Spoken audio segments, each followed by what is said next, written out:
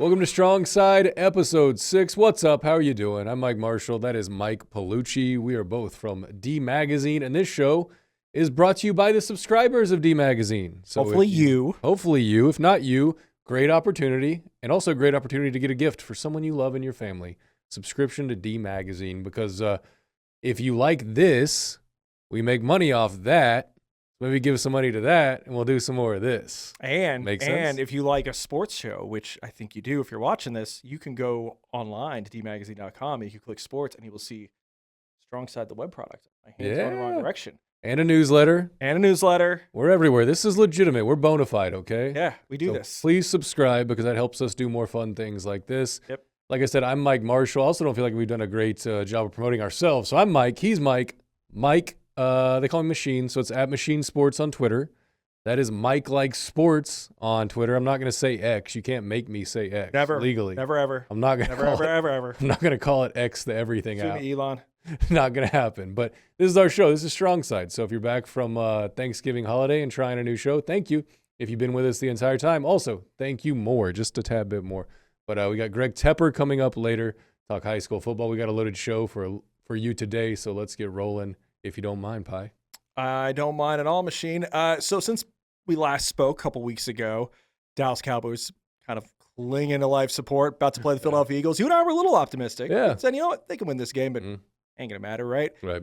Then they go mess around and beat the Kansas City Chiefs on Thanksgiving in front of Post Malone, just made his life. And now they're playing the Detroit Lions tonight, and the Detroit Lions, I think, might be without a whole bunch of dudes. Yeah. And suddenly the Cowboys have good vibes. Yeah. And is this a good football team? Something's clearly changing about this football team. Whether they get to the playoffs or not, David Moore wrote on the site about how the odds of that are happening are kind of long, but let's ignore that for right now. This is a good team. All of a sudden, they're a fun team. Yeah. What has changed? I mean, you put in the simulator them going 4-1 down the stretch, those playoff odds aren't that insane. They start jumping to 40 or 50%, depending on what teams they beat. Tonight is the game. Yeah. This is the game. This is the season tonight. You win tonight, everything else gets a lot easier. The NFC path gets a lot easier. But what's changed is in that amount of time from the last three, we're running off 3 in a row, right? Let's start there. You got CeeDee Lamb back. You got the defense beefed up with Quinnen Williams trade, with Logan Wilson, with DeMarvion Overshown, with Ravel getting out there in the defensive backfield. You just have a different team. Like, if you want your defense to be steadied, add 4 new starters. Like, that's and it's important to know that, you know, the Quinnen Williams thing is key, because Quinnen Williams is number real one. good. We had Jerry going out there saying wild stuff this week. Like, he wanted to trade Micah Parsons and a 1 for Quinnen Williams, which is one of those. I feel like Jerry trying to overcorrect the public opinion, being like, I knew the whole time I was going to do this. It's like, too far. You could have just said I knew the whole time, and I acquired. You don't have to say I would have traded a better player and a pick. Yeah. But he corrected himself, didn't he? He said it was eventually, he's like, no, I mean, they're sending the first. Okay. No, it's your bowl. Yeah. So that's the big thing. But, like, it can't be overstated enough that, like, Logan Wilson is boring. Yeah. Siobhan Ravel, talented guy who hadn't played, right? DeMarvion Overshown, really talented, coming off 2 bad knee injuries. These are interesting-ish, very flawed players. But you know what those are? They're all competent. They're all NFL players. And given what was going on in the back 7 for so much of the year, adding 1 star and 3 competent dudes, I mean, just the upgrade at the linebacker position from what they were running out there to my gosh. These dudes are like cromulent NFL starters. Massive. Absolutely massive. And the defense was so corroded that it was affecting other parts of your team. Yeah. It was creating situations where Shoddy was making probably subpar decisions because he needed to hang on to the football longer offensively instead of being aggressive. So you can't overstate how much of a problem the defense was, and how just balancing, just being the 20th best defense. I'd settle for 24th best defense at the time that they were collapsing the way they were. And they've steadied themselves even better because Quinnen Williams has turned the light back on. Yeah, right? He looks amazing. And so you win 3 in a row. You beat the last 2 Super Bowl champions. We're going to look back at that down 21-0 hole against Philadelphia. That's a moment. And go like, oh, shit, that's the turning point. That's the pivot. Especially because what did we talk about on the show? We talked about how on paper the Cowboys could win, but Philly was a team that just found ways all the time, even when it was boring, because they're used to winning. And this team is not used to winning. And then what happens? the team that's supposed to figure out how to win just completely combusts. And this Cowboys team that I feel like even 3 weeks ago, forget the on-field makeup, just the psychological makeup, probably is like, all right, we're done. Bail it in. We're packing it in. They stick around and they hang around and they get shit done. And that's such a mentality shift. Listen, if you have ever been inclined to believe that Brian Schottenheimer soft stuff, that's what it looks like. And him joking around in the locker room, doing the whole, did we spot him 21? Yeah, we did. Maybe we did. Maybe we did. But guess what? We won. Yeah. Listen, these dudes like playing for that guy. And I've been extremely skeptical. And I think the people who are doing the full mea culpa now are a little ahead of time because, they still probably aren't making the playoffs, much less winning games in the playoffs. Let's pump the brakes a tad. But it's clear that all of the soft stuff that back in February was being sold with him, that wasn't water carrying. That is real. People like playing for this dude. Real thing. Oh, yeah. Whenever you have the team playing well and an ultimate vibes coach, that can be a force multiplier, right? Yeah. And the offense and Dak Prescott specifically are playing as well as I've ever seen him and as threatening as I've ever seen this offense, outside of maybe way back in Zeke rookie year time. You know what I mean? Yeah, and I think the only time he came close to approaching that was when you had Amari and CD firing all cylinders. But they were nice, but dude, Pickens, unbelievable. It's whatever he wants, right? Yeah. And so Blank check. Let me start here with the game tonight. They're gonna win tonight. Yeah, I think so. They're gonna beat the Lions. The Lions are down Sam Laporta, who's been out for a little while. Amon-Ra St. Brown most likely missing with an ankle. One or both of their starting tackles. One or both of the starting tackles. Yeah, Decker and Sewell. Sewell's questionable. Decker's questionable as well. Brian Branch, I believe, is questionable as well. They've got all kinds of problems across the board. The Lions, for as good as the Lions are, they are such a delicate ecosystem of how they exist on both sides of the ball. And so here's the things that I looked at that made them the absolute worst matchup, the Cowboys, the worst matchup for the Lions that they could possibly see right now. All right, hit me. Last week, 9 pressures, right? Against the Packers, 3 sacks. That was the game. They played I looked at the box score. The box score and the game is almost the exact same game, except for the Lions gave up 3 sacks. Micah got him. It would be nice to have that guy. That'd be fun, wouldn't it? Suck. We could probably beat the Lions. That would be fun. We could beat the Lions right now if we had Micah. But so 3 sacks, right? Taylor Decker had probably his worst game of the season, probably due to a little bit of injury. Yep. Might not play this week, right? When the Lions don't have this easy button of handing the ball up the middle on a trap play or a duo to Gibbs or David Montgomery, like they've had in the past, whatever it is, since Gibbs has been in the league, I guess 3 years now, it's a completely different offense. Yeah. Now you're taking away St. Brown. Now Laporta's gone, right? And you're leaning a lot on Jamison Williams. I would not trust that man to order my fast food for me. I would not. He might get you, but the point of saying they can't run up the middle now is because guys, like Ragnow. Ragnow retired, and then we thought he was coming back this week. And I hope you're all right, man. But don't tear your hamstring. That was kind of funny. It was grand opening, grand closing, in the same day. And that does suck. It completely sucks. It sucks, but they needed a retired Frank Ragnow to come back to shore up the interior of their line because it's bad. Their weakest link, it's the middle 3. It's the center, it's the left guard, and it's the right guard. Those guys aren't good. Is that a good weak link to have against 3 really good offensive tackles? Not great. Not great against a team that has 3 interior rushmen, as Rod Marinelli used to call them, that are in the top 24 pressures. Yeah. Right? So that seems like a really bad formula. Even worse, besides just the tactical, right on the board, this is who's going against who, Jared Goff, if you know anything about Jared Goff, you start heating it up on Jared Goff, he melts.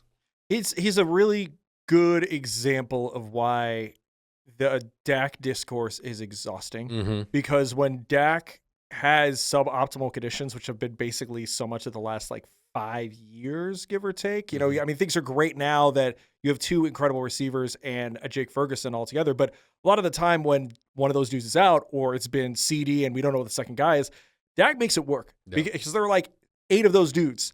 Jared Goff, perfectly good quarterback, probably the 13th best quarterback in the NFL. Yeah.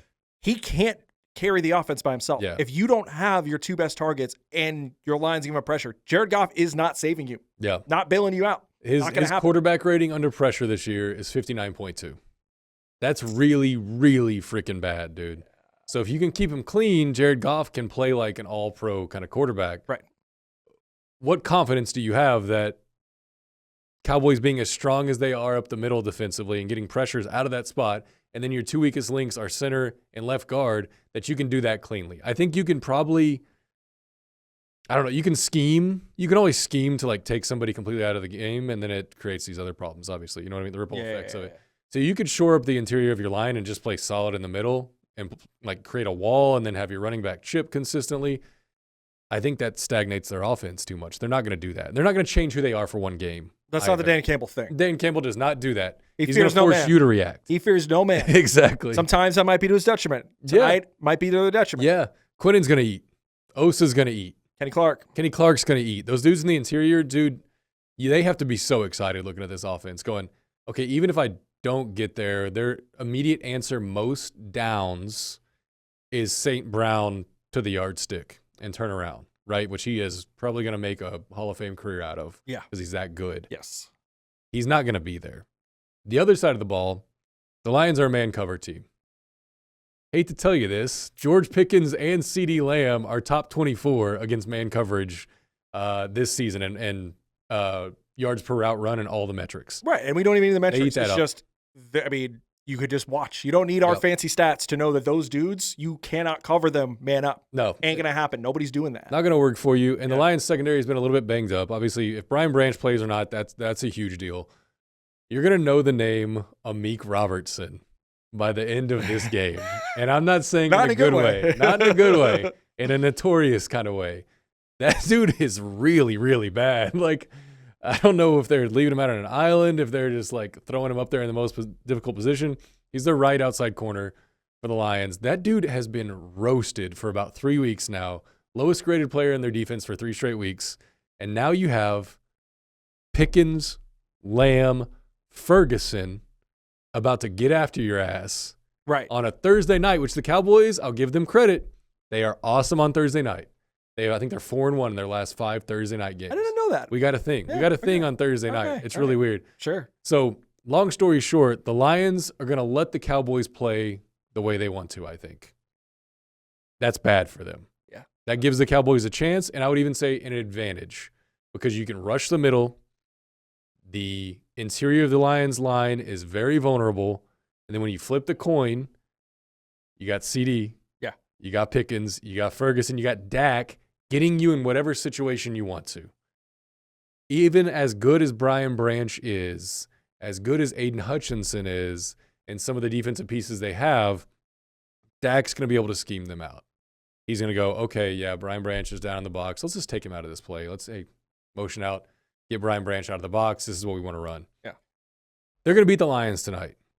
And so now you're looking at, do you go undefeated the rest of the season to try and get in the playoffs, or you go 4-1 team? A lot of work left to do.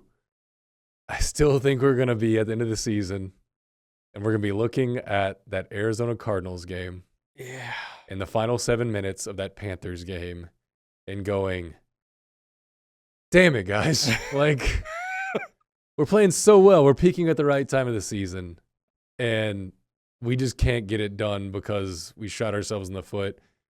With all that said, I think that would be a great success for year one of Shoddy. Yeah, absolutely, because it gives you a template for what you need to do this offseason, which, again, if you're importing 4 new starters on your defense in the middle of the year and you've turned things around to this degree, that's exciting. I mean, and we know some of the obvious priorities, right? You pay George Pickens. I normally don't think you pay kickers, but Brandon Aubrey's an outlier. You pay Brandon Aubrey. That's got to happen.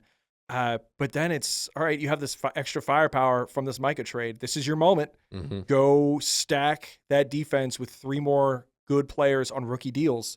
Let's go to war. Yep. And you could see a world in which this team in 2026 is legitimately scary. Yeah. It's actually possible. And I mean, and like we talked about this several weeks ago. The key is just that I don't know when the switch flipped for Jerry, but they're trying again. Yeah. And even if there's imperfect process with Jerry trying again, he's still trying and just making an effort when your scouting department's that good and it gives you such a high floor coming out of the draft most years. You only have to do so much to be competitive. We're not sitting here saying, the Super Bowl drought's over next year, but look where we were 6 months ago. Yeah. It was as bleak as it gets. And now It's interesting. The vibes are good. I agree with you. They're winning tonight. The key is going to be that Philadelphia is the problem, right? Yeah. They have to win the division. They're not getting it as a wild card. Every other division in the NFC is a lot better than the NFC East. And Philly's end of the season is pillow soft. So that's probably what will doom them. It's their own errors in that Carolina game, in that Arizona game, but it's also the fact that Philly, as weird as they are, as just the vibes are horrific, they can kind of go on quarter speed the last 2-3 weeks of the season and probably gut this thing out. Yeah. Nobody's gonna feel good about it. No. You're going to hear a lot of angry Philadelphians going into the playoffs thinking it's over, and maybe it will be, but they've got too much of a cushion to blow this now. Yeah, I mean, if you win out by beating the Lions, that gives you a way bigger chance to get in one of those wild cards, but you need a lot of help. That's, I'm not taking that Chargers game for granted. I'm not taking any of these remaining games for granted. You have no cushion for the wild card. 4-1 gets you in the picture with Philly. You don't have a game versus Philly left, which would be really nice. And then, I don't know, man, like, winning out is the only possibility right now, and I think the vibes and they're running hot enough to do that. But it's the NFL. You can have a Cardinals game whenever it pops up, and then your playoff chances are done. Yeah. And you're right. 2 first-round picks this offseason. I like the path. And this is already, I didn't think I'd feel this good about this team in year 1 of shoddy. I didn't think I'd feel this good about this team in the next 5 years. That's true. Just because of how they were operating, what their philosophy was. They were not trying a lot of the time. Yeah. Like, they were punting on everything that was not the draft. So, there was no way to predict that all of a sudden they'd be like, what if we did things again? Yeah. Yeah. And it's a success right now. Absolutely. Brian Schottenheimer's rookie first season as a head coach is a success. There's no way around that, because you might forget it whenever the season wraps and you start worrying about all the other stuff, and there's a contract situation with George Pickens and all these storylines start taking over. Remember how you felt right now. I always think it's really important to look back mid-season or the peak of the season. What was working? How did you feel about it? Another team in the Metroplex that's been doing a little bit of wheeling and dealing. I know. This offseason. I'm going to let you tell me why Brandon Nimmo is a good acquisition. Why did I say acquire? I don't know. Acquisition for the Texas Rangers. And as I sit over here and sulk about the entire World Series team being gone. It went away really that was so fast, dude. That was the quickest week. I mean, it's but Brandon Nimmo, let's focus on the happy things. Yeah. I wrote about this the day after the trade. For the uninitiated, Brandon Nimmo coming over from New York, exchanged for Marcus Semien, kind of the heartbeat of that World Series team in a lot of ways. Really, an NBA trade in baseball. It's just 1-for-1 swap. Mets are retaining a little bit of money. Really weird. Rarely happens. Don't see a whole lot of no prospects, no filler. Just here's our guy for your guy. The reason you should be pumped as a Ranger fan for this is you look at who the new manager is, Skip Shoemaker. What does he believe in? He believes in something that I believe in a whole lot. So I'm going to like the Skip Shoemaker thing. He believes very much in let's work on base. Let's work counts. Let's grind pitchers to dust. Let's get people on base. Brandon Nimmo is awesome at that. When I wrote about this trade the day afterwards, I said that basically he's a ball nowhere's ball player, because from 2018 through 2023, that dude was a top 20 player in baseball. Nobody talked about it. Most people did not know. I mean, Mike Petriello, who's one of the smartest guys writing about baseball, who may or may not have cribbed my last name over at MLB.com. Mike wrote a piece that was like literally entitled, "This dude is the best hitter you've never heard of the last several decades." Because Brandon Nimmo was a top 20 player by wins above replacement. His on-base percentage was 9th in baseball. His average offensive production, when you park adjust things and you take out the defense, just what can a hitter control, what can he do? More than 30% better than the average hitter. Yep. And this is over a 6-year span. He hasn't been quite as good the last 2 years. But even the version of him last year is a guy who was about 15% better than the average hitter. That is third on these Rangers who could not hit to save their lives, right? It was Corey Seager. It was a lot of stops and starts with Wyatt Langford, and it was nothing else you would depend on. Like 1 month of Josh Smith. Yeah, you get a Josh Smith thing before he wore down in the second half, which is what Josh Smith is starting to do. You got these little, like, we got 2 weeks of Evan Carter. I don't know what the Evan Carter thing is anymore. Nobody does. Man, that's the thing that kind of bummed me out that I wanted to ask you about is I think this locks in the outfield for a really long time until Wyatt starts missing time in a year, and then Evan Carter, if he ever is there. Like, in my dreams of a Rangers outfield, I'm like, oh, that's pretty spicy with Nimmo here now. But Right. Yeah. Yeah. I mean, I think I think Wyatt Langford's going to be incredible. Yeah, I think Wyatt so do I. Langford is going to be, and I've written this before, I will stand on business. He's going to be the best homegrown Ranger position player since Mark Teixeira. He's going to be amazing, right? A lot of the stuff under the hood, the second half this past year, just all-star level stuff. His August was MVP level stuff. The dude, and this is a guy who basically skipped the minor league. Yeah. He's going to be so good. So you have that figured out. What you have with Brandon Nimmo, Brandon Nimmo's game is, I'm going to get on base. I'm not slow. I'm not going to hurt you in the outfield. And I've got some pop, right? Last year, he hit a career high in home runs and in RBIs. And regardless of what you think about those stats, whether you consider them caveman stats or not, the point is that this is not a dude who just gets on base and hits 10 homers. Those guys are only so valuable. This is a dude who can get on base and hit 20 homers. Mm-hmm. And some of the really, really good OBP stuff, I'm really curious. The Mets moved him down to the order. He was always top 2 in the order for a long time. They put him in the 4 or 5 spots last year. I'm kind of wondering, I would love somebody to ask him, did you adjust your approach to try and be a middle of the order dude because that's what they asked you to be? Mm-hmm. Whereas I think what he will be here and what the Rangers need him to be is hitting leadoff. If you hit 15 home runs instead of 25, cool. Don't sell out for anything. Go back to walking all the time. Mm-hmm. Now, he's going to be 33 in March, a little older, but this is a skill set that ages well. What I also think is really interesting about this is the Rangers took on more years of money, right? We did a whole thing in this show a couple weeks ago about how they're probably not spending money. I think a lot of that's down to ownership a lot more than the front office. Chris Young is resourceful. We saw it at the deadline. Chris Young made a lot of moves to bring in an actual bullpen, bring in Merrill Kelly by getting real creative. This is a deal where Marcus Semien makes more money than Brandon Nimmo, but he only has 3 years left in his deal. Nimmo was 5. Mm-hmm. We're looking up at 5 years, and we might be saying this deal is aging terribly. But you know what the Rangers are doing right now? They're saying, listen, we got to find ways to get creative. If we are saving money over the next couple of years, if we're tightening the belts, but we could spend that elsewhere and get a better player, and we'll eat 2 years down the road of extra money, whatever. And that's an encouraging sign. That means that you're trying. If ownership was totally out, they're not letting you take on 5 years of money. Yeah. They're just not. Even if the Mets are footing a little tiny bit of the bill. The fact that they are saying, cool, take on the extra years to get yourself a better player who can fit the philosophy of what Skip Shoemaker is going to do as far as I want a guy like that at the top of my order to set the tone, get on base, and let Seager and Langford knock him in. That's a good first step. There's a lot more to be done. Catcher's a train wreck. They need 5 relievers. Yeah, like the entire bullpen. The whole bullpen. I'm getting, refer back to my whole rant about I want a closer on this team.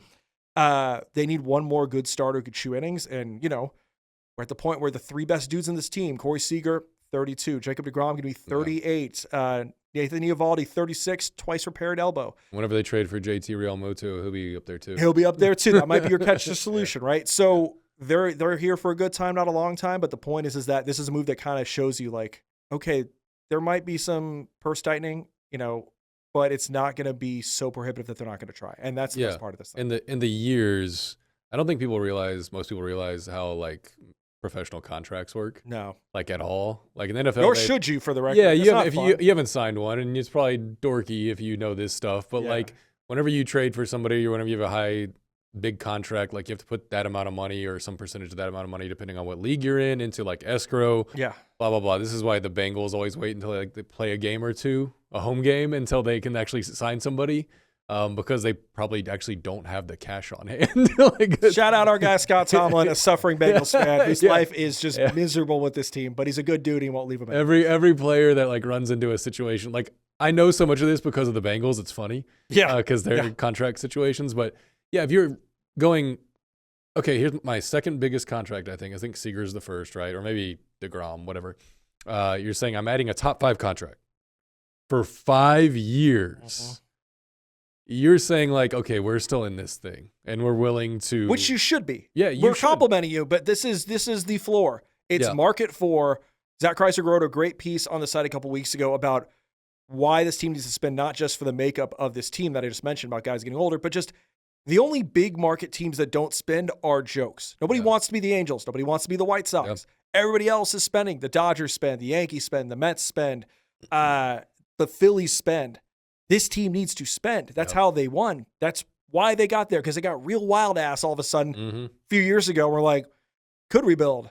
What if we did crazy things? And you know what? And listen, that's part of the DNA of this Ranger team that we grew up on. When we grew up on this team, turn of the century, when A-Rod's coming in. Shano Park's coming in. It wasn't always well thought out. No. It was kind of just like, what if we did things? Let's get what good. if we did some stuff? Good player. Ooh. Yeah.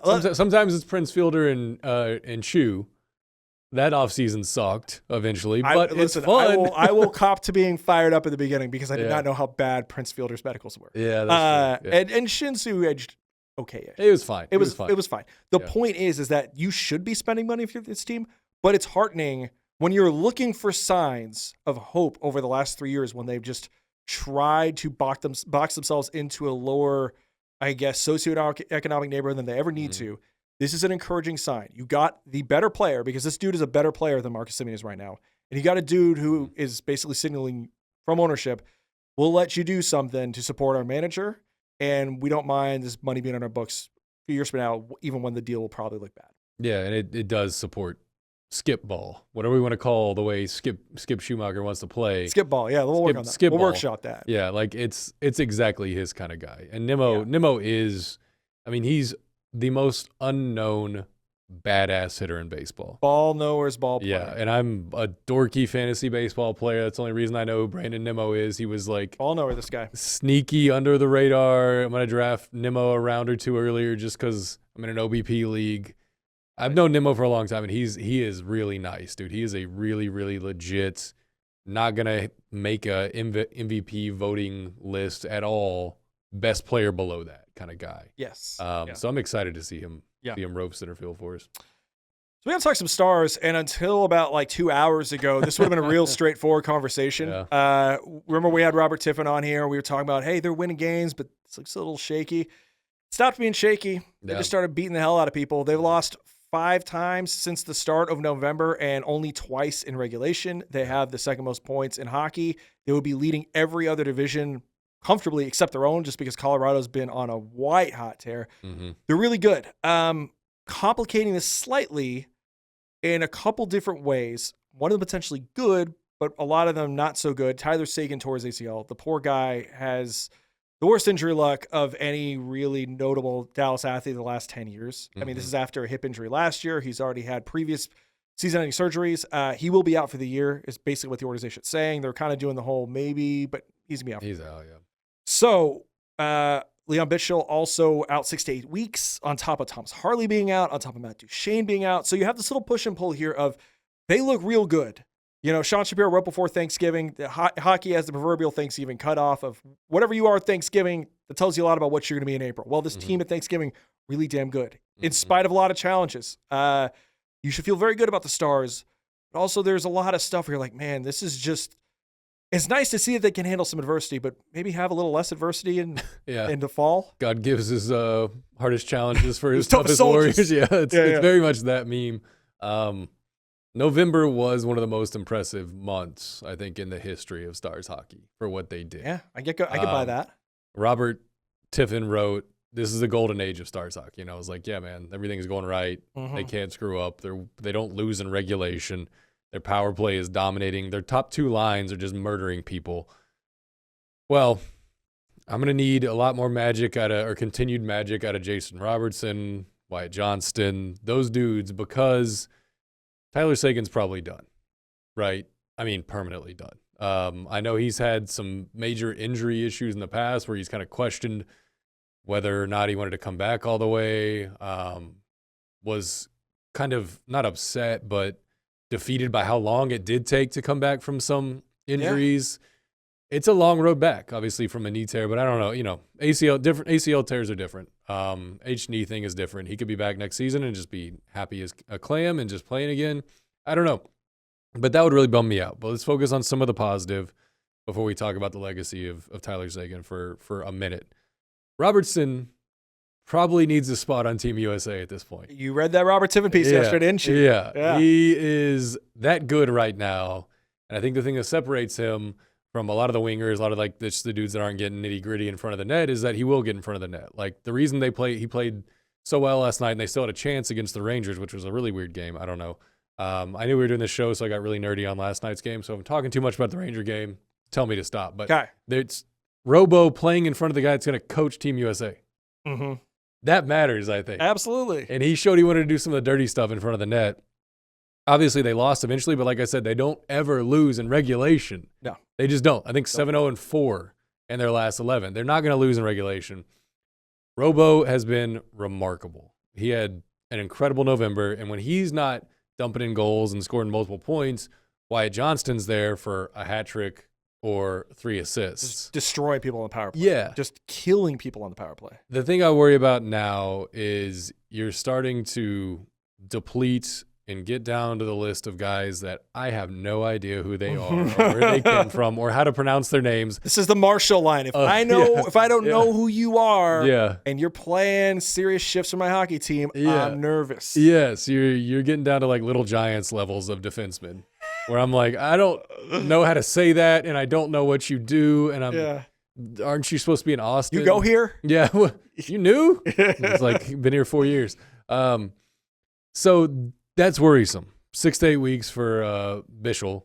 And then you're hoping at some point Harley comes back. You're hoping Duchesne's back. But now you're going to shift the lines up even more with Tyler Seguin going down. If they can weather this, I think that would be super impressive. Just steady it. Yeah. What people don't understand about 82-game seasons is you look up at the end of the year and you're like, oh, we're 20 games over. Good season, guys. It's usually just like a month. Yeah. It's usually just a hot month. And then you're like 1 or 2 above 500. Like, that's the thing with the Mavs for all the years. I was like, we're not playing at a 700 clip every single week. It's a hot month, and then you keep it. You win the games you're supposed to. The Rangers won a World Series in 2023 because of April and May. Yeah. If they don't have just a nuclear April and May, they miss the playoffs. Yeah. And they were not that good the rest of that regular season. Right. But April and May, they wouldn't get June, swept. They wouldn't get swept in series. They kept like chipping away, and then we're going to catch fire at some point. Yeah. In these long seasons, that's what happens. Yes. Right now, we're entering the point where you're just going to have to win the games you're supposed to win. And if you go over a week and you're, okay, that's fine. We're just 1-2, but we got the one we're supposed to.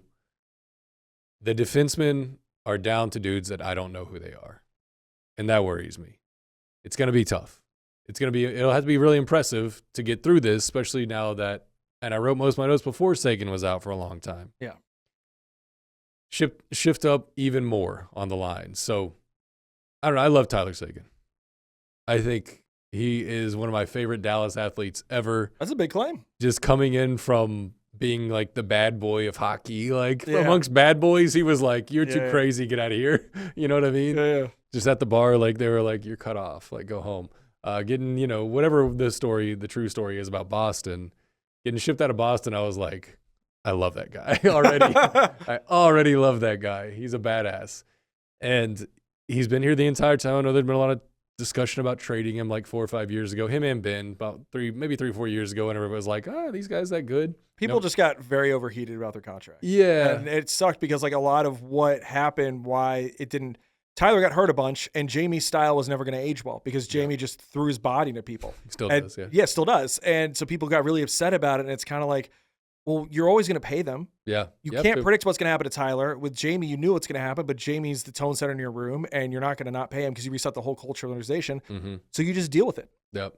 The first deep playoff run, I feel like it was like that season, halfway through that, it was like, do we need to break this thing up? Yeah. We need to get Jamie Benn out of here. He makes too much money. Get Tyler Seguin out of here. They make too much money, and we haven't gotten the success out of those guys besides, a couple spots here that we thought. And I'm a Dirk disciple.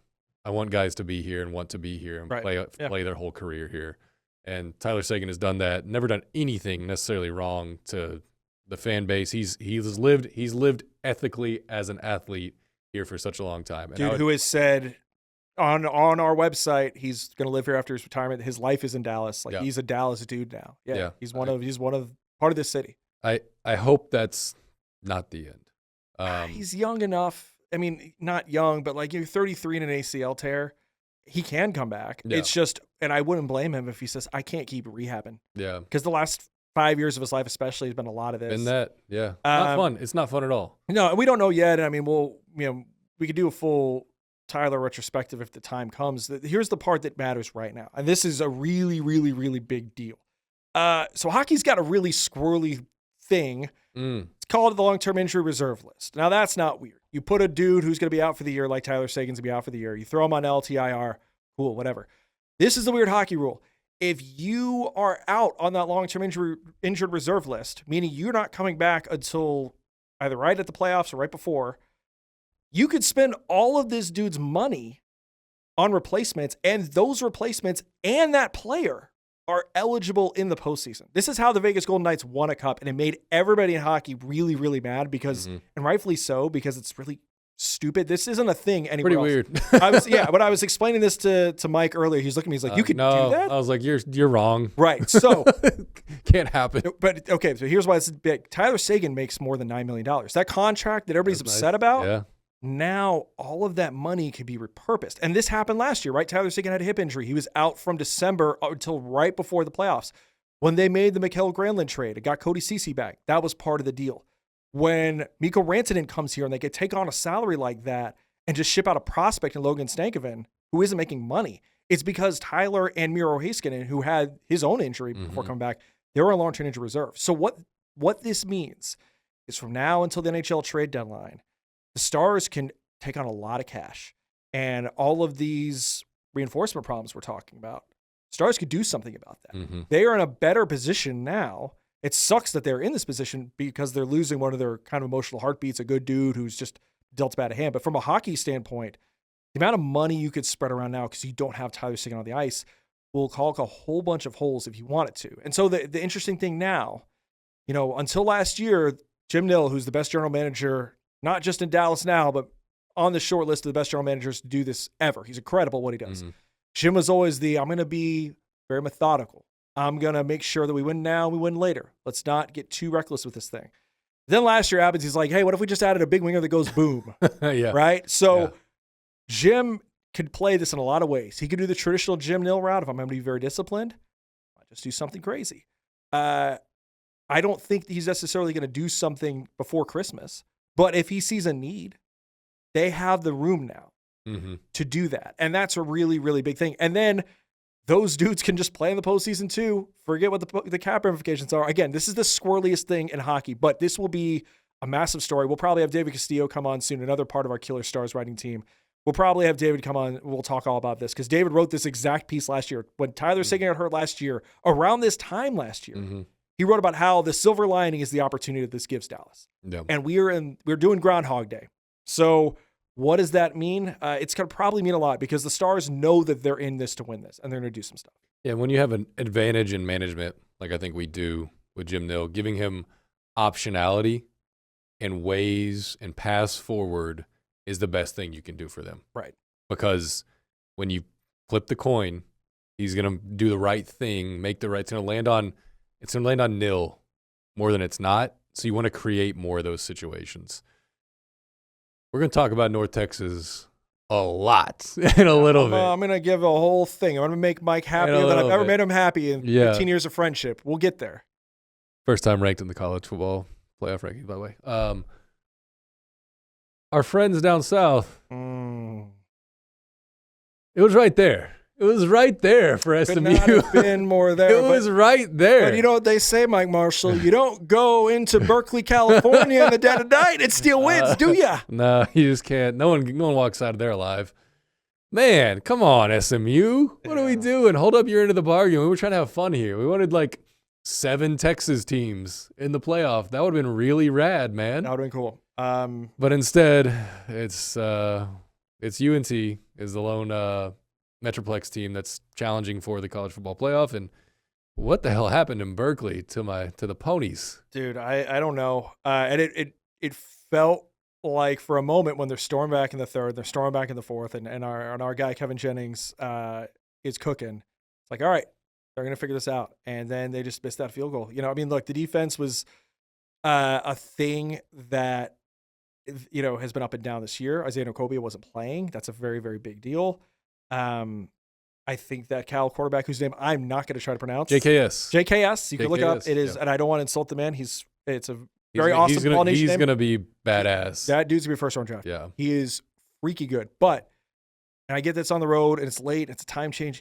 You got to win it. Now the good news is that look, like they got NIL. They're signing a hell of a recruiting class today. They're going to bring in guys in the portal. Kevin's probably coming back another year. Brett Lashley's here. There's no reason they can't, as we talked with Ish Johnson the other week, like there's no reason we can't just keep this thing going down there. But it was there. And now, and here's the bummer part. It's not even about if you're a Ponies fan. It's if you watch this sport, do you want to watch Duke and Virginia in a conference title game? Nobody wants Absolutely that. not. Nobody wants that. Just Manny Diaz. Just my buddy Manny Diaz. Your boy Manny. Other than Manny and some nice folks in Charlottesville, nobody's having a good time. Yeah, I think they're maybe doesn't get to this high of a degree of where Aggie is right now, but Aggie brought in those 2 wide receivers through the transfer portal, Concepcion and Craven, I think. Yeah. Craver. Yep. I feel like SMU is 2 badass transfer wide receivers away. Well, and I know, and I think they didn't get as much of what they might have wanted out of Jordan Hudson this year. When I was reporting the Kevin Jennings feature for our August story, I was talking to somebody in the program who's just like, this guy could be a first-round pick with the talent that guy has. And it just hasn't consistently been there. I don't think they've had that consistent guy who it's Jennings to blank. Yeah. They've got a lot of dudes who are good. I think they do a great job using the tight end. RJ Maryland, Matt Hibner, those guys were playing tons of plays against Cal. And 12 personnel is kind of the future of football in a lot of ways, so that's good. But yeah, just that dude who you could push the easy button to all the time. Because last year, the big thing that they had was Brashard Smith could hurt you in a lot of ways.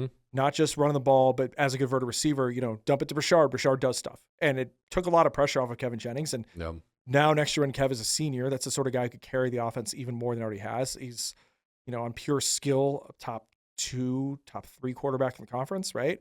But yeah, I would not be shocked if they're just big oil money boosters, just like, let's go get me one of those. Nick Harbor, come on down, buddy. Nick Marsh in the portal from Michigan State. You want to get some nice weather? You want to get out of the cold? Why don't you come on down to Dallas? Dallas is fun when you have a lot of money, bro. Get down here.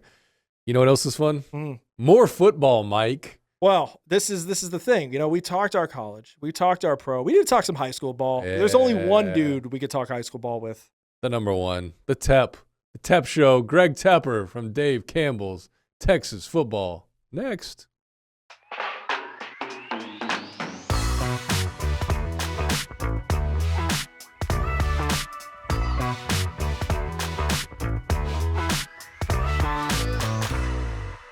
Joining us from Dave Campbell's Texas Football, from Bally Sports, from everywhere and anywhere that involves football in this great state, the great Greg Tepper. What's up, man? Man, I just appreciate you guys slumming it in the high school ranks. You know what I mean? Like, this is like you guys are talking Cowboys and Mavs and Stars and Rangers. Mean Green for his... Mean Green. And now you're just like, you know what? Let's get down in the mud. Yeah. Well, look, we're transparent, okay? Our jobs is to be sports degenerates and pay attention to everything, which is hard. There's a lot of stuff.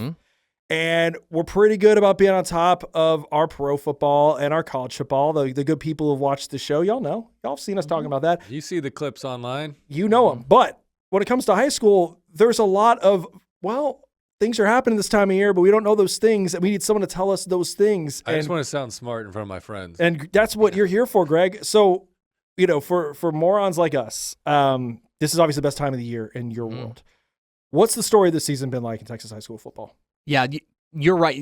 You're not alone. This is when the casual checks in. Yeah, that's us. Like I'm the sicko. I have been swimming in this soup and telling you about the Week 4 game between Yoakum and Columbus for the entire season. The big story, I think, over the course of the season has been the Blue Bloods and a lot of the big-name programs that have stayed the big-name programs. For example, wire-to-wire in the largest classification at number 1 has been South Lake Carroll. This was the team that we expected to win the state championship. They are right now cruising through the 6A Division II state championship bracket. They've got Denton Geyer this week in the regional final. They have looked impenetrable. They've looked unstoppable. Where there has been upheaval, other teams like defending state champ North Crowley, Allen is back in a big way. South Oak Cliff is rolling towards potentially a 5th consecutive state championship game appearance, which is insane to think about. Yeah. Argyle has been great. Where there has been upheaval has been, I think, solid programs that may be having their best season in years. For example, Waxahachie had a signature win over Duncanville early in the season. They now get them in a rematch in a regional final this week, which will be a lot of fun. And then you also have teams like Melissa, who I think are rising up and doing big things there. That's the big picture stuff, you can also drill down to the smaller classifications. Salina is going for a second consecutive state championship. They're still alive, although they got a tough matchup with Alvarado this week. And if you're going to want to get real granular, real small, Munster is trying to go for a back-to-back. Munster! The Munster Hornets. And so the great thing about high school football is that it is such a wide buffet that you can take what you want and kind of leave what you don't want. And there's, right now there's 88 UIL teams still left. And we are going to narrow that down to 24 before we get to Arlington, and then we'll narrow it down to 12 state champions. And it's been a fun ride, but a lot still to determine. See, I think you made all that up right now. None of those teams are real. No, Waxahachie actually not a real place. Not a real place. Not a real place. It's the Munster cheeses. I'm sure those people are seeing this, and they're just like, we know, man. We know the joke. So they are playing Lindsay, which is their arch rival, actually. It's a rematch. That rivalry, I am not kidding, is called the Kraut Bowl. And they will be playing in the Kraut Bowl 2.0. Munster won the first meeting, and so we'll see what happens. Where I couldn't even tell you a part of the state. Start going northeast of or northwest of the Metroplex, and you'll get there. Up getting close toward the Red River. Okay. Well, I don't know if either of you guys ever played in a state championship football game, but I the have playoffs are going on right now. They are, in fact, going on. Yeah, I noticed. Oh, you did? Okay. You see the bags under my eyes? Yeah, I noticed. His fourth appearance today. Oh, my God. Craig Way's beating down his door every other hour. Oh, God. But I did. I know you didn't. I don't know about him. But good for you. Good for you, Letter Jacket. Yeah. So the playoffs are going on. What's surprised you most thus far in the postseason? Yeah, I think that the biggest surprise, especially here in the Metroplex, has been exactly how dominant some of these teams have been. I'll give you an example. South Oak Cliff has just rolled past teams. There have been some, they beat a kind of an upstart type team in Terrell. Terrell was having their best year in years and years. 12-0, but then South Oak Cliff just kind of like smushed them. They have been really dominant. I think that South Lake Carroll played Prosper last week, which is a really, really good Prosper team. Because of weather delays, it didn't kick off till 11:30 at Choctaw Stadium on last Friday night. Wow. It ended at about 1:45, but South Lake Carroll was not bothered. They went and really dominated that game against a team that I think is maybe a top 10, top 15 team in the state. They have been dominant. I think that that kind of separation between maybe the haves and the have-nots has been surprising.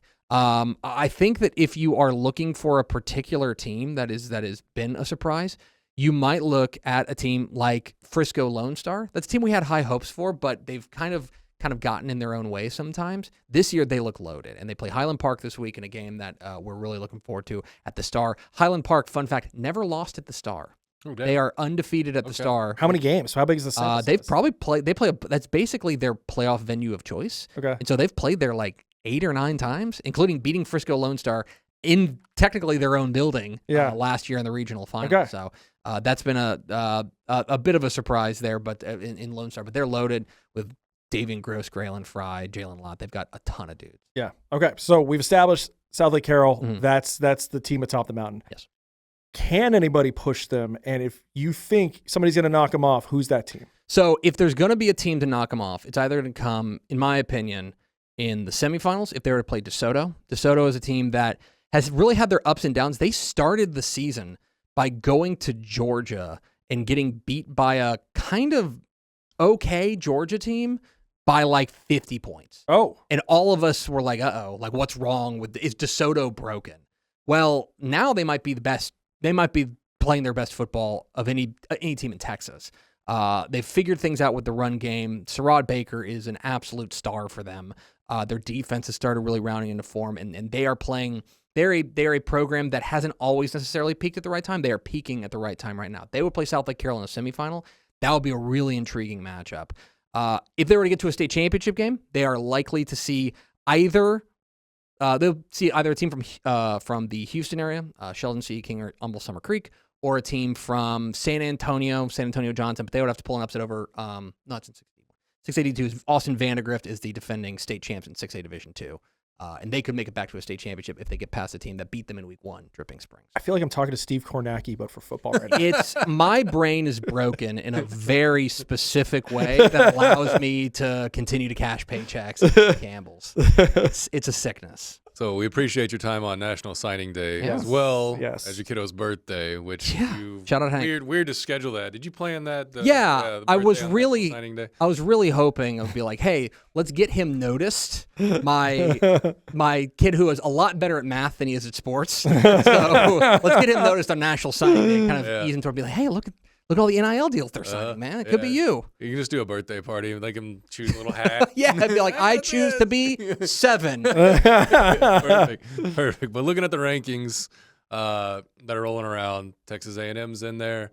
OU picking off people from the area, but there's some USC, there's some Oregon, there's some Ole Miss, Notre Dame. Yeah.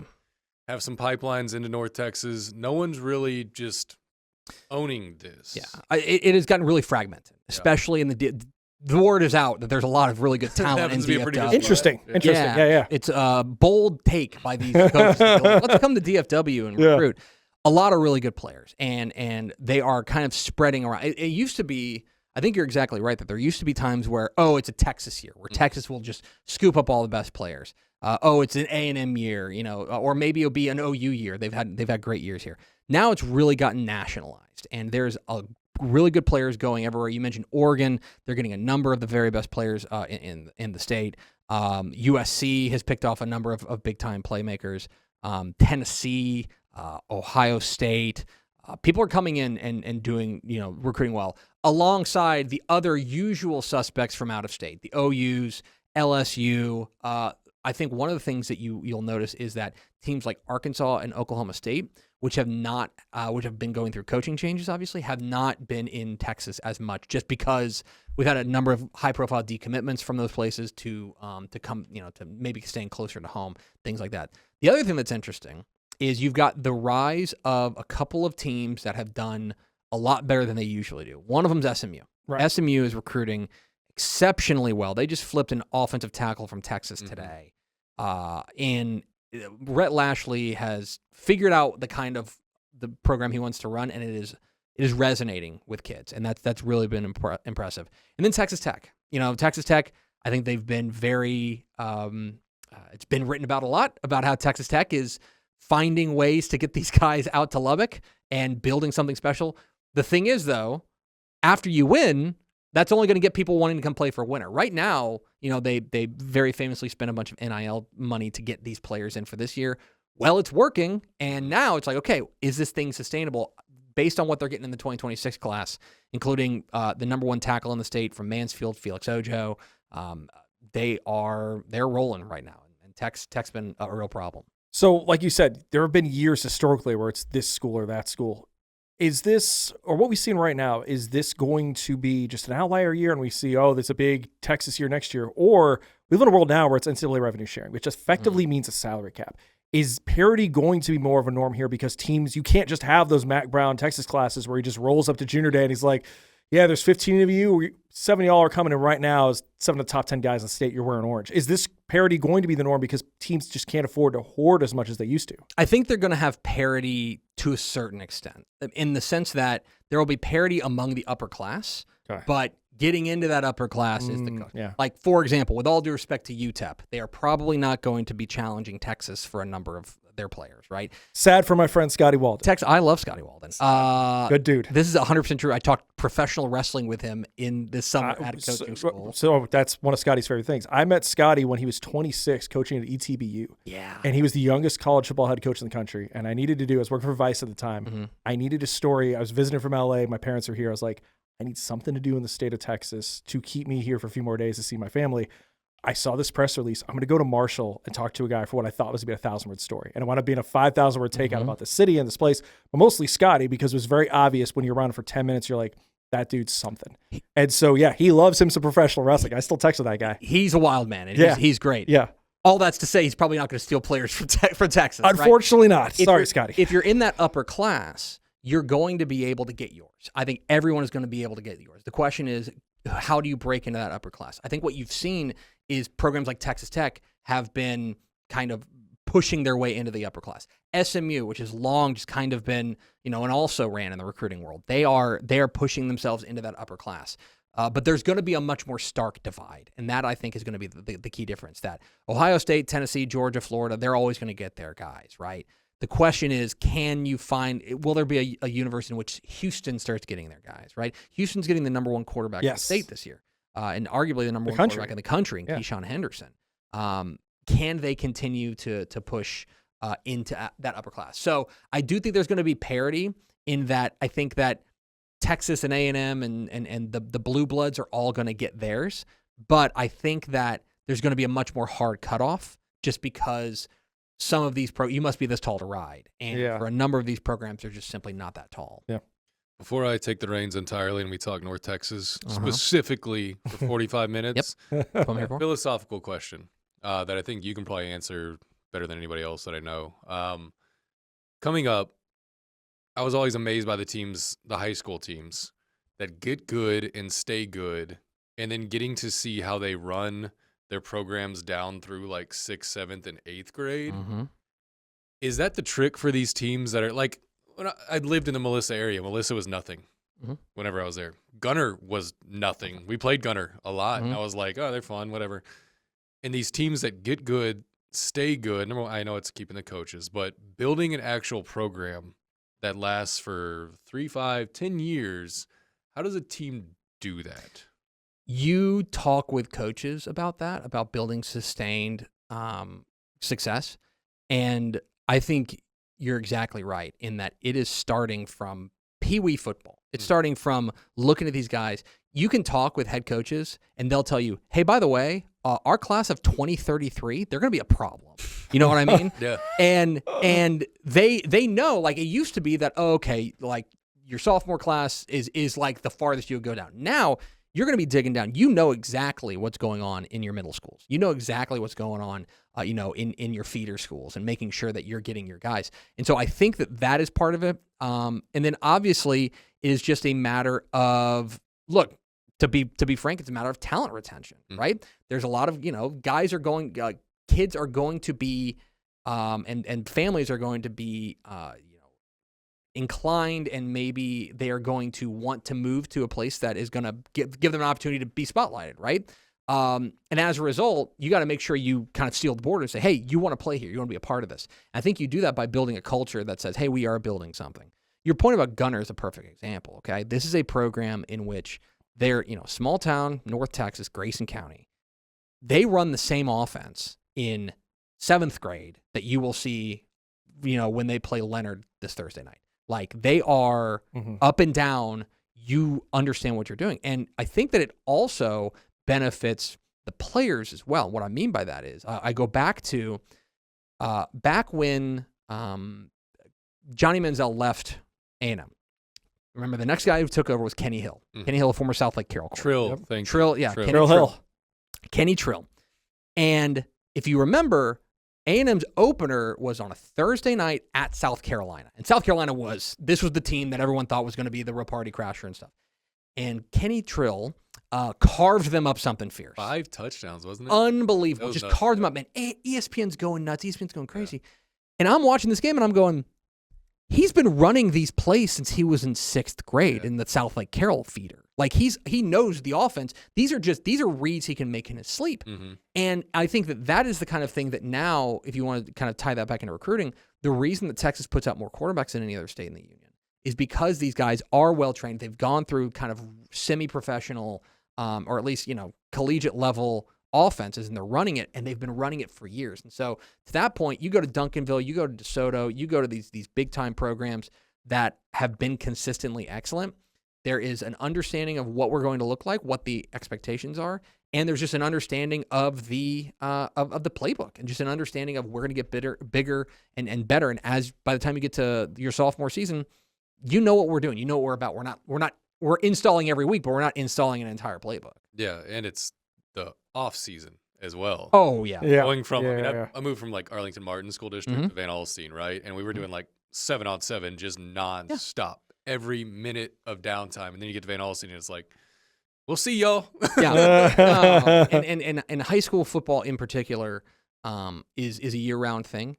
And the other thing about it, and one of the more underappreciated things, is there has been a push, I would say even in the last 10 years, that coaches are telling their kids, I don't care if you want to or not, you're running track. You're going to run track because that is there's a direct correlation between running track and being better at football. Yeah. I mean, I'm mostly just fascinated that there is a sport that people actually let these kids be multi-sport athletes again in, because if you go to the college professional ranks, they all want multi-sport athletes, but below that, everybody wants you to specialize because it's better in their best interest. So the fact that we have a sport now where they're saying, no, you can run track, do that too, that's good. That's a promising sign. Yeah, I think that I think coaches will tell you they want you to be a multi-sport athlete. What they mean is they want you to also run track. Like, baseball's cool if you want to do that, if you're bored. Basketball, that's fine, although that's injury prone potentially and stuff like that. Wrestling sometimes. Big boys. Yeah.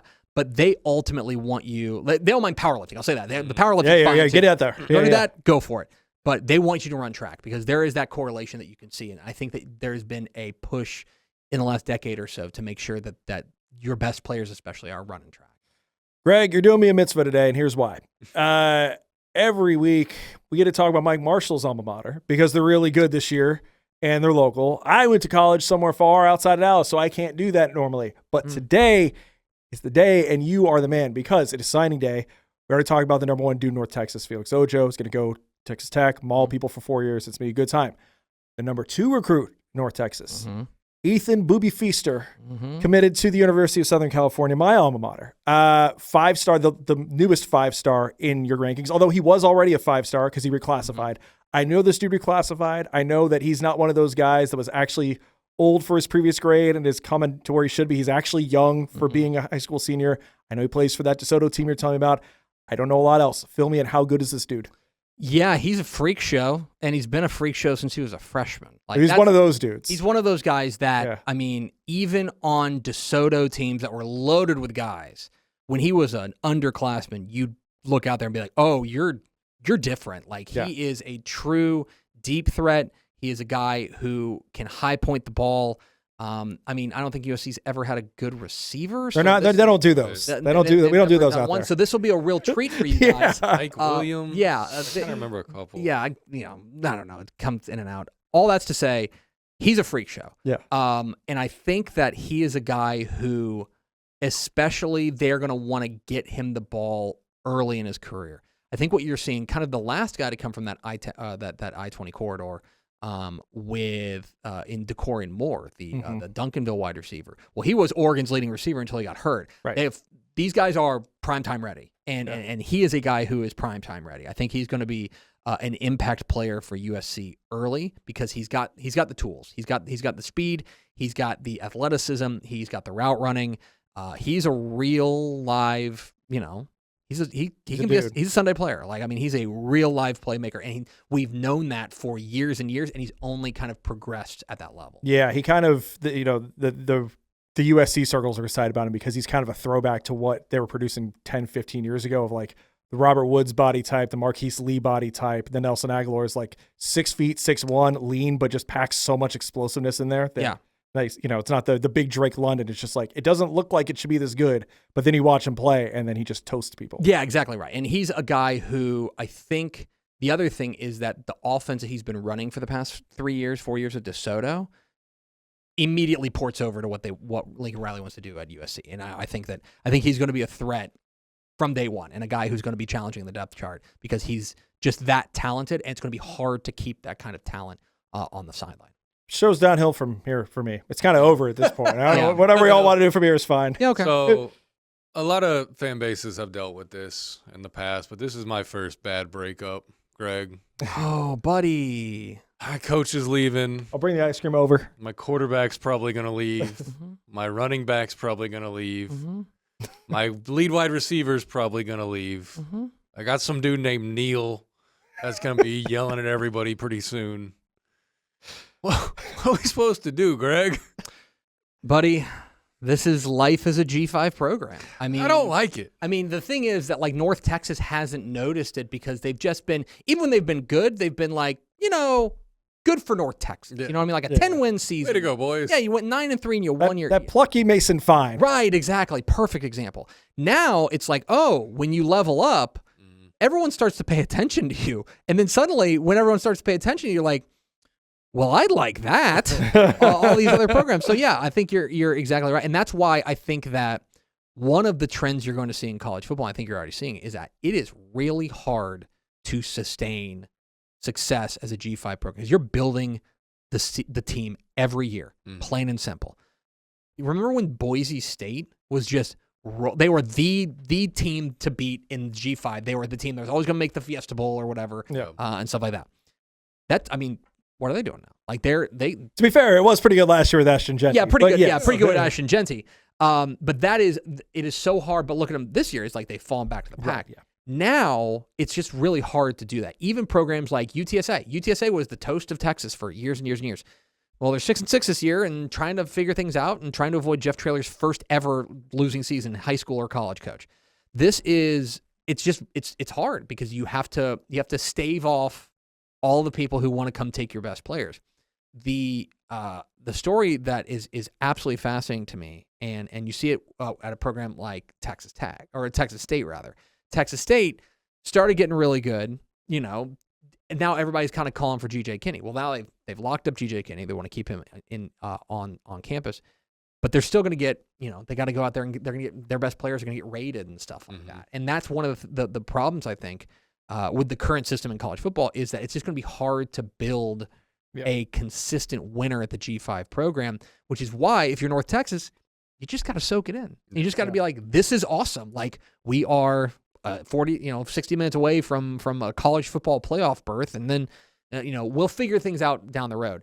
We have to kind of reframe, I think, as college football fans, the way that we view program arcs, because the arcs are going to get a lot shorter, and they're shorter for USC. They're way shorter for North Texas because it's like we have a 1 year thing, see if it works out, and then we'll kind of re-rack and see what we can do. So it's tough. I think Neil Brown's a pretty good coach. I know that there are a lot of other programs that have recently come open, programs like Tulane, programs like Memphis, programs like USF, that would love to have a guy like Neil Brown. So I think they're in good hands.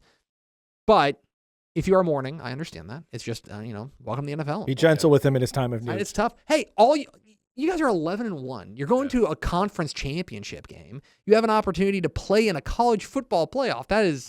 That's heady company, and it will build that kind of recruiting momentum that can continue, that can, at the very least, shore up those losses that are inevitably going to come from kind of attrition. Say it again, but slower. Okay, I'm sorry. No, in fairness to Neil, I think he is the right hire. I think that's you need that kind of guy. And if I'm not like over the moon because it's Samples or Jason Garrett or something crazy like that, that's fine. I don't know what I'm talking about when coaching hires happen. The thing I keep thinking about now that I'm in this position, everyone's probably thought about this whenever their coach gets poached and their quarterback gets, you have to create a system in which the players have fluidity of moving whenever a coach leaves. You have to allow a coach to leave whenever a bigger program wants to give more money. We live in a capitalist society. News break to everyone. I keep talking myself into the idea that like this buyout money is gonna be a big deal, and all the upping of athletic budgets are actually gonna be a deal. Are those actually a thing for like a G5 school that goes like, hey, we're actually gonna spend $10 million more this year on athletics, and we're gonna get $600,000 a year from our coach buyout? Does that actually matter? Yeah, I mean that can matter. Especially when you're going into the NIL market, you're going into the transfer portal and stuff like that to bring guys in. The best thing that you can do, and I think what really won for Eric Morris, is play a style of football that players want to play in. Whether they are high school kids, whether they are in the transfer portal, that they want to come and play that. It was always going to be hard if you are running a kind of old school offense that guys are not seeing in the NFL to recruit guys to come play for you. That's just gonna be hard. And so I think that for North Texas, one of the things they can do is make themselves as attractive as possible. Having that money, you'd rather have that money than not. You know what I mean? And right now they're just there are moves to be made within the American Athletic Conference. The good thing for them, for North Texas, is I don't think there's some team that's some looming giant in the AAC. Like we thought it might be Memphis because of all the FedEx money they've got. They just lost their coach, so obviously it doesn't necessarily, they're not immune to that either. I think that if you're a North Texas fan, you are hoping that you can continue this kind of momentum and say, hey, look, you can win here. We have proof of concept that if you want to play at the highest level, if you want to play in the college football playoff, you come play at North Texas. There's no guarantee of that, but I think that at the G5 level, that's essentially the best you can hope for. One more for you before we get to the buzzer beaters, which is you and I before this we talked one time, which was in 2021. That was his rule. He said, "I'm not talking to Tepper." Yeah, again. Yeah, never. Here we are, and it's been like half an hour, and it's excruciating. I can tell. No, so we talked. I gave you a call back in 2021 to ask you about a first-year high school football coach named Jason Witten. And he was at Liberty Argyle that first year. He was at Argyle Liberty Christian. Mm-hmm. They went 2-8 that first year, and I was there, and I was right about them, and it was kind of an open question what's going to happen next. Well, they win a lot now. They've won a couple state championships. His son, CJ, is one of the best recruits in the class of 2027. What do you make of Jason Witten, the high school coach, seeing as how we're not that far removed from people wondering if Jason Witten is going to be a Dallas Cowboys coach? What do you make of this guy as far as what he's evolved into as a coach, and is he sticking around there past when CJ's in school, or is this might be the last run? He's really surprised me in a variety of different ways. One of them is that, you're putting a guy into a high school football head coaching position who, correct me if I'm wrong, had no coaching experience. Never. And that just doesn't happen. Like in the high school ranks, you don't just being a great player and going in and being like, I can coach now. That's not how it works. These guys work through the system. They get to know how to build a program and stuff like that. But he has obviously built something really special there. The talent is obviously part of it, right? And they've got a huge talent pool, starting with his kid, who is a remarkable player. He is really, really fun to watch, a two-way star who does a lot of everything. The other thing that's important to remember, the private school ranks can be kind of hard to parse, but they are playing at the highest level. They're playing in TAPS Division I, which is the highest classification. They're playing big boy football that is putting out consistently big-time prospects and stuff. And so they're winning at the highest level. And he surprised me in the sense that they have been able to build that program pretty quickly into a force.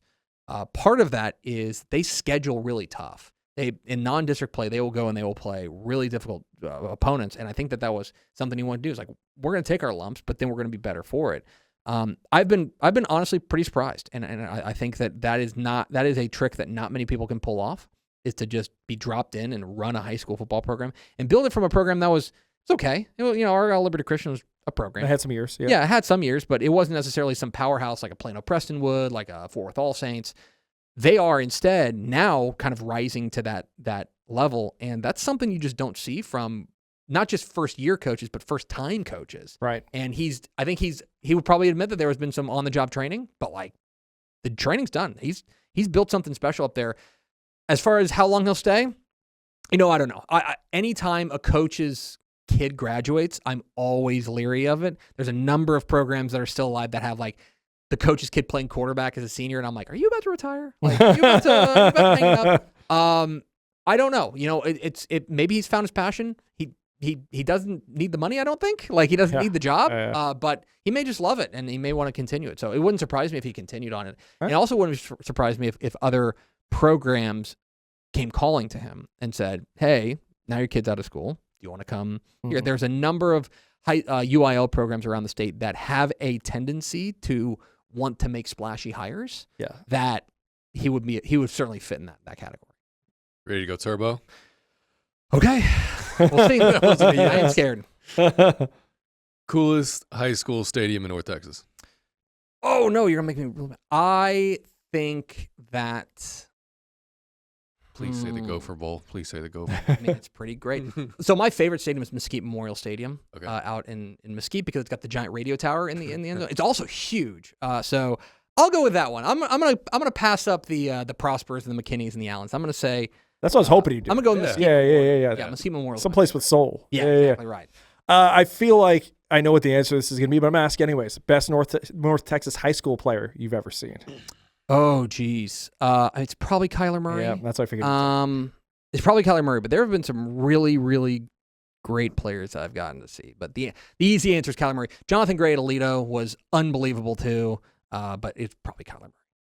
Was it Myles Garrett against one of the W's, the Waxahachie or Wichita Falls or something, where they lined Myles Garrett up again at center, above the center, just because he could beat him off the ball every time? Like, what are you gonna do? I think it was like 7 sacks. Yeah, what are you gonna do? That's what like the first half. Let me tell you something. Let me adjust the camera here. If you just are into weird football, you will love high school football. Give it a try. If you've never tried it, you will see weird. We had a straight handoff to a 310-pound defensive lineman in the Stephenville Canyon Randall game last week. It was awesome. You'll just get weird stuff. It's great. Yeah. And whenever I was in high school, there was a kid that played middle linebacker. He was the green dot guy. Yep. Played middle Yeah, linebacker. yeah. But also would run out there at halftime to play tuba. Absolutely. Hey, there you go. Very impressive. Absolutely. Love that. Which leads me to my next question. Best high school band halftime show. Oh, geez.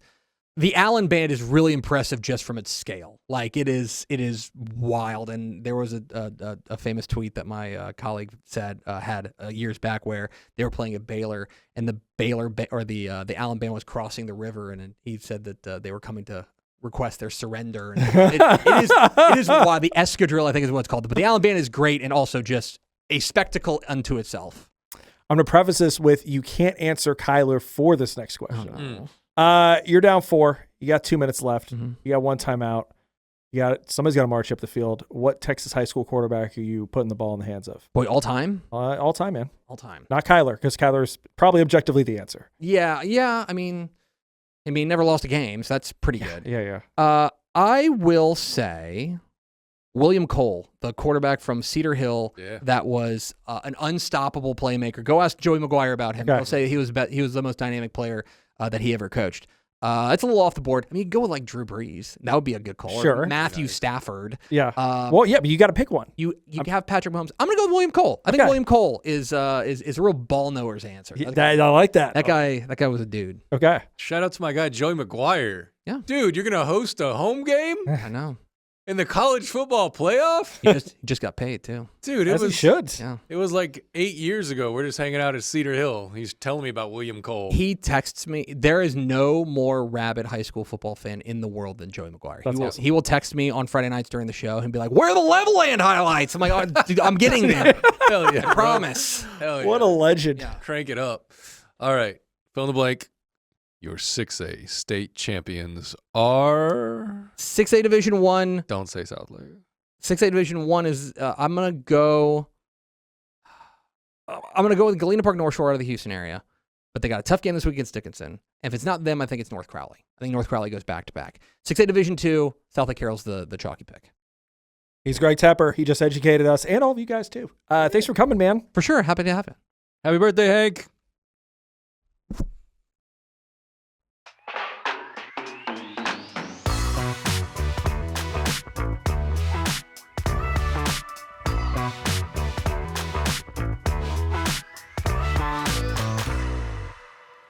Well, that was awesome. Perfect way to cap off a phenomenal show, if I might say myself. I'm Mike. He's also Mike, Marshall, and Palucci at Machine Sports, at Mike Likes Sports on Twitter. It's not X, the everything app. Thank you to Greg. too, if you guys are into that sort of thing. Whatever you're into, Yeah, we'll be there. We'll find there. Whatever the next thing is, we're already there. You don't even know it yet. Yep. Thank you to Greg Tepper for stopping by and The filling us best. in on high school football knowledge. I can impress all my friends now, finally. That's all I've been trying to do my entire life. They've been waiting for your college. They've been waiting for me to say one smart thing Patiently. about sports. Patiently. Honestly. For Yeah. a very long time. Yeah. But Greg helped. Yeah, he did. Yeah. Yeah. Thank you, Greg. And go anybody but Southlake, I guess. Just kidding. Just kidding. Happy for you, Dragons. Yeah. Let's talk about the real team of North Texas. The Mean Green. 24 overall, baby. Prediction time, Michael. We as these people know, we've been friends a long time. I don't like my friends being sad. You're very melancholy right now. I want to cheer you up on the way out the door. Pies Prediction Corner, which we're going to call this segment we do from time to time. I think your team is winning the American Conference. I think your team's going to the college football playoff. I think it's happening. So UNT is favored by 3 points. But listen, Tulane's really good. It's at night in New Orleans. As a man who survived many calls of duty in the greatest city in America, New Orleans, Louisiana. Weird things happen in New Orleans at night, Mike. So would I be shocked if Tulane wins this game, given that a lot of other people out there have been predicting them to be in their college football field? I would not be. But they're not going to win this game, Mike. Your Mean Green are going to, and here's why. If you go to when I like to get really, really, really weapons-grade nerdery with my college football stats, I go to College Football Graphs. A lot of smart stuff on there. They have UNT 17th by their model. They have Tulane 36th. And the reason why, big gap. Okay, and the reason why is they have UNT based on all of their very fancy stats and formulas that are way smarter than I am.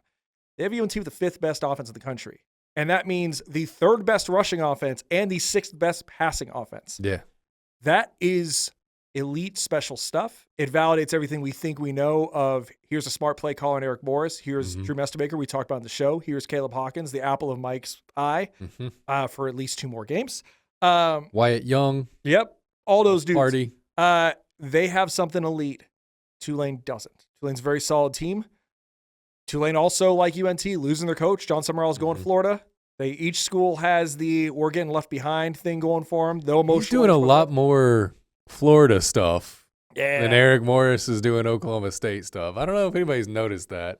Well, I was listening to a good podcast with Spencer Hall, the king, and Bomani Jones, the other king. Yeah. And Spencer Hall was talking. He's a Florida alum, and he's just like, it's a little weird stylistically because like the people who do well in Florida are like the freewheeling types like Urban Meyer and Steve Spurrier. Spurrier, dude. Yeah, it's Spurrier. And here comes this guy who's like trying to cosplay as like Pat Dye. Is like, I'm old school. We're gonna win ball games with discipline and toughness. It's like, dude, I don't think you're meant to be here. Not plugged in. The Spurrier meme of when he's running ropes. He's 70 and he's running ropes. Yeah. He just says, "Can't scout me if I ain't got a playbook." Yeah, like that's Florida, dude. Yeah, that's Florida. John Summerall feels a little weird for that, other than the fact that he's good. Whereas Eric Morris feels very Oklahoma State. Yeah. It's like, he played there. Yeah. Want to put the ball in the air? Let's do some things, right? Yeah. So neither school has this advantage of they're both. This is the end of an era.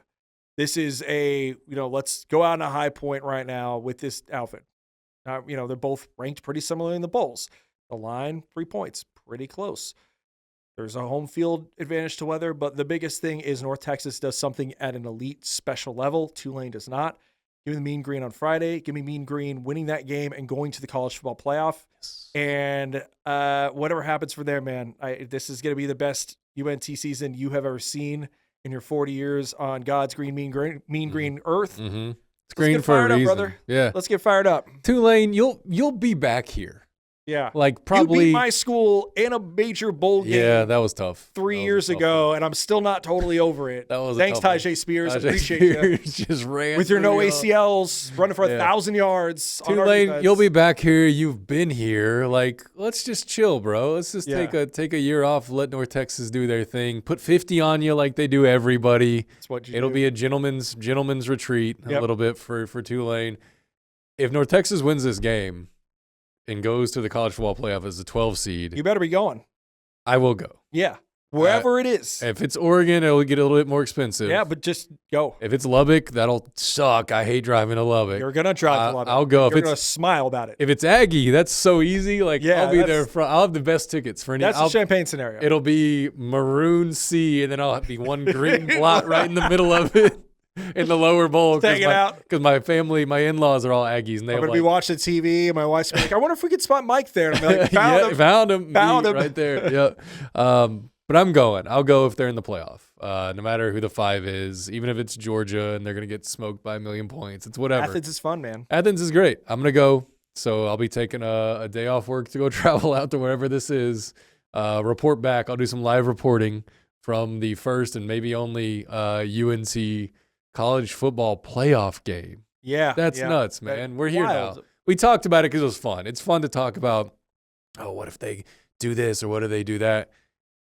It's here. It's tomorrow night, man. It's going to be wild. Yeah. You got to beat Tulane, and we're going. Well, here's the thing. Like, in all seriousness, like, I joke about how often we've talked about your school on this show. And there might be people who are wondering, like, if you're watching the show and you read StrongSide and you read about all the pro teams and that's your bag, like, why are these guys talking about UNT so much?